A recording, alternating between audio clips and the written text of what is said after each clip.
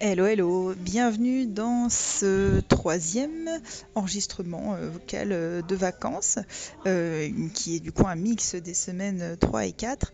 On est actuellement à Colonia, une petite ville à 3 heures de bus de Montevideo en Uruguay, et on est le 28 février et on part demain pour Buenos Aires. Donc ces 2 dernières semaines, on n'a pas jugé utile de faire un point à mi-chemin parce qu'on n'a pas fait des millions de destinations et puis qu'en fait on est resté donc on va dire ouais, il y a une quinzaine de jours, il y a une grosse dizaine de jours. On est donc arrivé à Florianopolis qui était la petite enfin, la ville est rattachée à une île qui est pas si petite que ça finalement, l'île de Santa Catarina, sur laquelle, enfin qui est une île balnéaire en fait, il y a que des petits villages avec des surfeurs, des pêcheurs, des gens qui viennent juste profiter de la plage. C'est un peu le gros du roi version Brésil du Sud. Et voilà, que des petits villages comme ça, beaucoup de très jolies plages.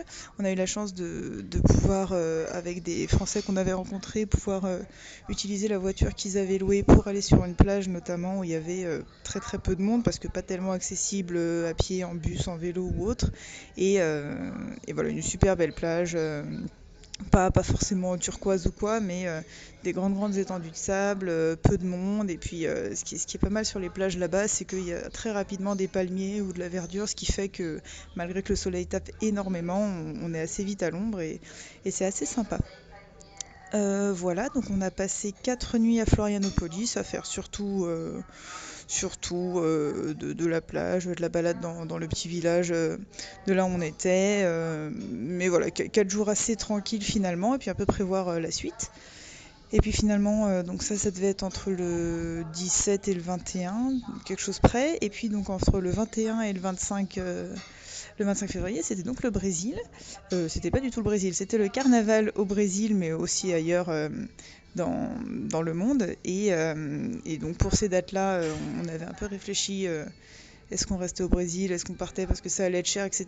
Et finalement, on s'est dit qu'on allait passer à Porto Alegre, où on avait vu qu'il y avait quand même quelques manifestations, mais dont les prix étaient tout à fait normaux, voire raisonnables, comparés aux grandes villes comme Rio, où le carnaval fait que les logements sont vraiment hors de prix.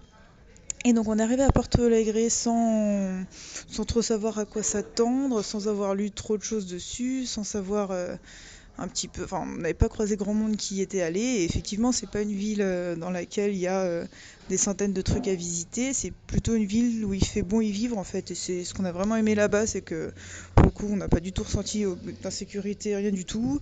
La ville est jolie, la ville est super agréable à s'y balader. Alors après, je pense que c'était aussi agréable parce que du coup, on est arrivé un week-end, on a enchaîné sur les 2 jours fériés à cause de carnaval, donc il y avait très peu de voitures dans les villes et je pense que ça a renforcé le côté très tranquille et très sympa de la ville.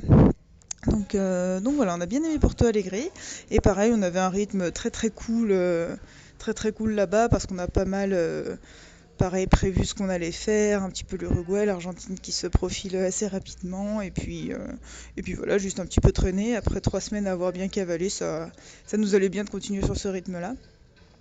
Le carnaval à Porto Alegre, du coup, il n'y avait pas spécialement de défilé ou de spectacle de danse ou de choses comme ça. Ça, on avait du mal à trouver les infos, donc on les a un peu eu sur place en fait. Par contre, il y avait tous les soirs des sortes de petits concerts de ville avec plein de gens sur la place en fait où étaient ces concerts-là. Enfin, de population jeune surtout, mais voilà, une vraie ambiance de fête, tout le monde très décomplexé, très bonne ambiance. Donc voilà, vraiment plutôt une ville à vivre plutôt qu'à visiter pour dire de cocher un maximum de monuments et de choses comme ça sur sa liste, mais enfin, on a vraiment beaucoup aimé passer 5 jours là-bas. Malgré que ce soit férié, dimanche, etc., on s'est pas non plus ennuyé. Donc voilà, on est très content de finir sur cette note pour le Brésil.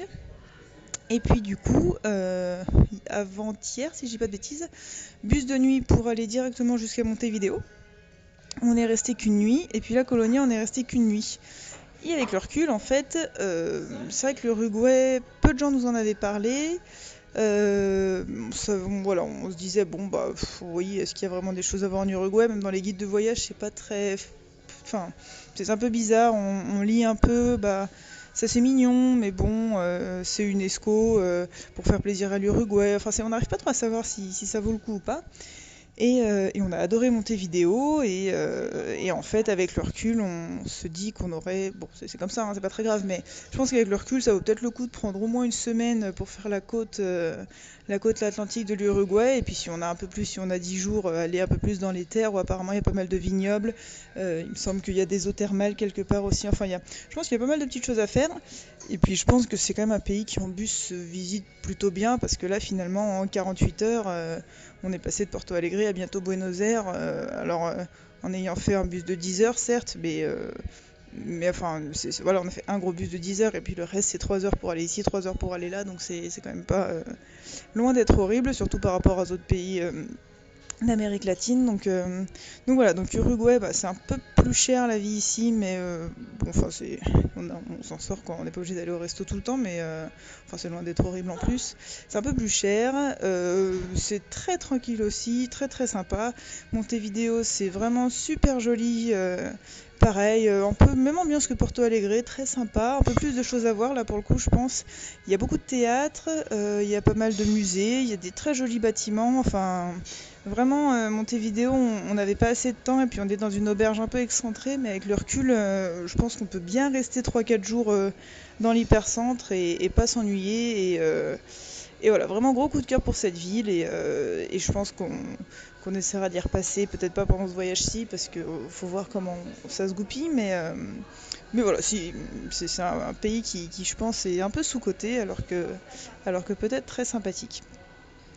Donc voilà, là on prend le ferry demain pour Buenos Aires et puis on commence avec le chapitre Argentine qui va être un gros chapitre aussi je pense, mais on est bien, on est content, on est dans notre budget, dans nos temps, donc tout va bien.